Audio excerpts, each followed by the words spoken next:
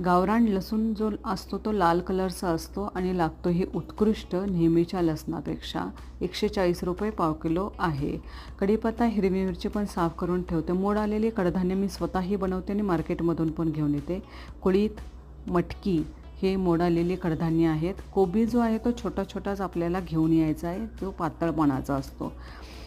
आठवड्याचा बाजार जर तुम्ही गाडींवर न घेता तो मेन मार्केटला जाऊन घेऊन आला तर तुम्हाला संमिश्र अशा भाज्या घेऊन येतात आणि त्या उत्कृष्ट दर्जाच्या आणि कमी भावाच्याही असतात. पालेभाजी आज जर तुम्ही बनवली तर उद्या फळभाजी बनवू शकता.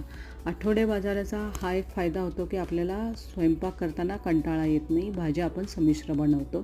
कांदे जे आहे ते मोठमोठाले तुम्हाला गाडींवर भेटणार नाहीत, ते मेन मार्केटलाच भेटतील. फळं जी आहे ती वेगवेगळ्या कलरची वेगवेगळी कॉम्बिनेशननं जर तुम्ही आणली तर ती खाल्ली जातात. पेर, मोसंबी, सफरचंद, केळी, जांभूळ ही आपली फळं आहेत.